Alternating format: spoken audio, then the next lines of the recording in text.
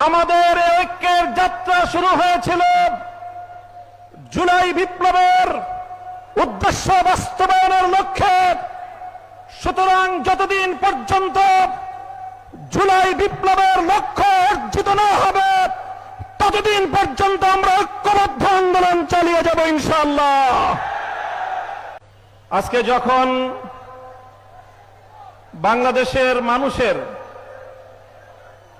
গণভোটের গণরায়ের অধিকার আদায়ের জন্য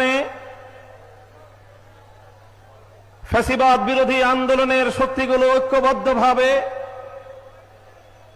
অত্যন্ত সুশৃঙ্খল এবং নিয়মতান্ত্রিক উপায়ে ধাপে ধাপে সামনের দিকে অগ্রসর হচ্ছে, তখন গণভোটের এই রায় বাস্তবায়নের দাবিকে দুর্বল করার লক্ষ্যে ভেতর ও বাহির থেকে নানা ধরনের ষড়যন্ত্র এবং চক্রান্ত পরিচালিত হচ্ছে। আমি বাংলাদেশের আধ্যাত্মিক রাজধানী শাহজালালের পুণ্যভূমি, আলেম ওলামাদের পুণ্যভূমি এই সিলেটের মাটি থেকে আমাদের বর্তমান অবস্থান সুস্পষ্ট ভাষায় ব্যক্ত করতে চাই। আমি দেশবাসীর উদ্দেশ্যে বলতে চাই এবং সরকার ও দেশের সকল নাগরিকদের জন্য আমার পরিষ্কার বার্তা হলো এই: আমাদের এই ঐক্য শুধুমাত্র ক্ষমতার ভাগ বটোয়ারার জন্য হয়েছিল না। আমাদের ঐক্য শুধুমাত্র আমাদের এই রাজনৈতিক 11টি দলের ভাগ্য করার জন্য আমরা ঐক্য করি নাই। আমাদের ঐক্যের যাত্রা শুরু হয়েছিল জুলাই বিপ্লবের উদ্দেশ্য বাস্তবায়নের লক্ষ্যে। যে জুলাই সনদ প্রণীত হয়েছে সেই জুলাই সনদ বাস্তবায়নের আন্দোলন থেকে আমাদের এই ঐক্যের যাত্রা শুরু হয়েছে।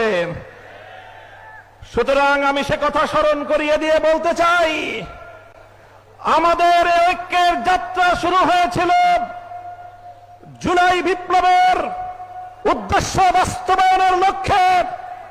সুতরাং যতদিন পর্যন্ত জুলাই বিপ্লবের লক্ষ্য অর্জিত না হবে ততদিন পর্যন্ত আমরা ঐক্যবদ্ধ আন্দোলন চালিয়ে যাব ইনশাআল্লাহ। আমি স্পষ্ট ভাষায় বলতে চাই, আমরা জুলাই বিপ্লব যারা করেছিলাম, আমরা দীর্ঘ 17 বছর পর্যন্ত ফ্যাসিবাদের নির্মম নির্যাতনের শিকার যারা হয়েছিলাম, আমাদের নেতা কর্মীরা গুম খুন হত্যাকাণ্ডের শিকার হয়েছিল, আমাদের ভাইয়েরা শাপলা চত্বরে রক্ত দিয়েছিল, আমাদের ভাইয়েরা 2021 সালে মোদী বিরোধী আন্দোলনে রক্ত দিয়েছে, আমাদের ভাইয়েরা 2024 সালের ফ্যাসিবাদ বিরোধী বৈষম্য বিরোধী আন্দোলনে রক্ত দিয়েছে। প্রায় 1.5 সহস্র শহীদের রক্ত বিধৌত বিপ্লব, 30,000 জুলাই যোদ্ধা হতো। যোদ্ধারা আজও পর্যন্ত বাংলাদেশের বিভিন্ন হাসপাতালের বিছানাগুলোতে ছটফট করছে। আমাদের অনেক ভাই বোনেরা চিরদিনের জন্য চোখের জ্যোতি হারিয়ে অন্ধত্বকে বরণ করেছে। আমাদের ভাই বোনেরা অনেকে চিরদিনের জন্য পঙ্গুত্বকে বরণ করে নিয়েছে। মনে রাখো, শহীদের স্বপ্ন, যুদ্ধাহত জুলাই যোদ্ধাদের স্বপ্ন পূরণ ছাড়া রাজপথ থেকে বিচ্যুত হতে পারি না আমরা। আমি বলতে চাই, বর্তমান সরকারকে আমরা বলতে চাই, আপনারাও ফ্যাসিবাদ বিরোধী আন্দোলনে আমাদের সহযোদ্ধা ছিলেন। বরং আমি আরো এক ধাপ এগিয়ে বলতে চাই, ফ্যাসিবাদ বিরোধী আন্দোলনের সবচেয়ে বড় অংশীদার ছিলেন আপনারা। তাই আমরা আপনাদের কল্যাণকামী, আমরা দীর্ঘ অভিযাত্রায় আপনাদেরকে আমাদের বন্ধু মনে করি। আর বন্ধু মনে করে আমরা যেমন দেশের কল্যাণ চাই, শহীদ প্রেসিডেন্ট জিয়াউর রহমান এবং বেগম খালেদা জিয়ার বিএনপিরও কল্যাণ চাই।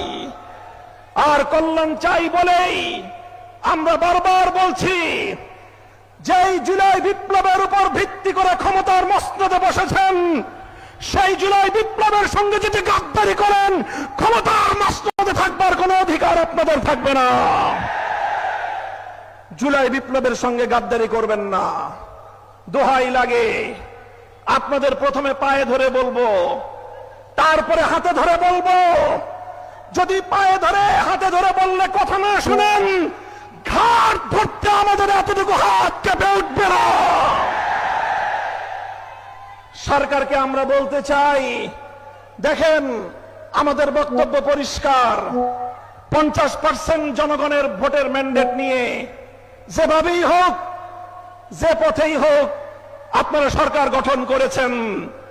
50% জনগণের সংসদ নির্বাচনে ভোট প্রদানের যে মর্যাদা এবং সম্মান রয়েছে, গণভোটে প্রায় 70% মানুষ যে হ্যাঁ ভোটে ভোট প্রদান করলো, সেই 70% মানুষের ভোটাধিকার নিয়ে যদি ছিনিমিনি খেলতে চান, ইতিহাস স্মরণ করিয়ে দিতে চাই আমি আপনাদেরকে। 1970-এর জাতীয় নির্বাচনের গণরায়ের সঙ্গে বিশ্বাসঘাতকতা করেছিল পশ্চিম পাকিস্তানিরা। পরিণামে মুক্তিযুদ্ধকে তাদের ফেস করতে হয়েছিল এবং বাংলার মানুষ মুক্তিযুদ্ধের মাধ্যমে স্বাধীনতা ছিনিয়ে এনেছিল। স্বৈরাচারী ফ্যাসিবাদী শেখ হাসিনা 2014 সালে বিনা ভোটের সরকার, 18 সালে রাতের ভোটের সরকার, 24 সালে আমির আমির সরকারের মাধ্যমে জনগণের ভোটাধিকার কেড়ে নেওয়ার চেষ্টা করেছিল। 24 জুলাই বিপ্লবের মাধ্যমে শুধু ক্ষমতার মসনদ নয়, বাংলার সীমানা থেকে সে ওপারে পরে গিয়ে পড়েছে। আপনাদেরকে বলতে চাই, 70% জনগণের এই ম্যান্ডেটের সঙ্গে যদি আপনারা বিশ্বাসঘাতকতার এই ধারা অব্যাহত রাখেন, আপনাদের পরিণাম পশ্চিম পাকিস্তানি স্বৈর গোষ্ঠী এবং শেখ হাসিনার চেয়ে ভিন্ন কিছু হওয়ার কথা নয়। আপনারা গণভোটের রায়টা কার্যকর করেন, ভালো হবে আপনাদের। দেশের মানুষকে সম্মান দেখান। আপনারা আমাদের কথা শুনবেন এক সময়। তবে বাংলাদেশে একটা কথা আছে, একটা প্রাণীর কথা, যে পানি খায় তবে ঘোলা করে খায়। আমি সেই প্রাণীটার নাম বলতে চাইলাম না। আপনাদেরকে যদি প্রশ্ন করি, জানেন পানি ঘোলা করে কোন প্রাণী খায়? আমরা বলেছিলাম এই চুপ করে রাখেন না। আমরা বলেছিলাম শেখ হাসিনার লেসপেন্সার চুপ বাংলাদেশের রাষ্ট্রপতির ক্ষমতার মস্তদে থাকতে পারে না। কথাটা ভালো লাগে নাই? কথাটা ভালো লাগে নাই আপনাদের? আজ যখন সে রাষ্ট্রপতির মস্তদে বসে আপনাদেরকে ছবল মারতে উদ্যত হয়েছে, তখন স্পিকারকে 24 ঘন্টার নোটিশে হাসপাতাল থেকে ডেকে এনে সেই চুপ্পুকে আপনারা বিদায় করলেন। সেই তো পানি খেলেন, সেই তো জলটা খেলেন, ঘোলা করার পরে খেলেন। এখনো বলছি, গণভোটের গণরায় মেনে নিন, জুলাই সনদ অক্ষরে অক্ষরে বাস্তবায়ন করুন। জনগণ যেভাবে হ্যাঁ ভোটে ম্যান্ডেট প্রদান করে জুলাই সনদ বাস্তবায়নের জন্য সংবিধান সংস্কার পরিষদ গঠনের যে ম্যান্ডেট দিয়েছে, সেই সংবিধান সংস্কার পরিষদ গঠন করুন। অন্যথায় রাজপথে আপনাদেরকে আমরা মোকাবেলা করব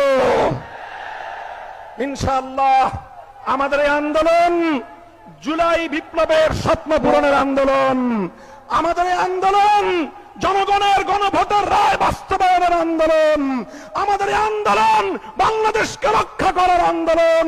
আমাদের এই আন্দোলন 1,500 শহীদের রক্তের সঙ্গে শপথ রক্ষা করার আন্দোলন। আমাদের এই আন্দোলন 30,000 যুদ্ধাহত জুলাই যোদ্ধাদের স্বপ্ন পূরণের আন্দোলন। এই আন্দোলনে থাকবেন আপনারা। ইনকিলাব ইনকিলাব ইনকিলাব ইনকিলাব, গোলামি না আজাদি, গোলামি না আজাদি, নারে তাকবীর। আসসালামু আলাইকুম ওয়া রাহমাতুল্লাহ।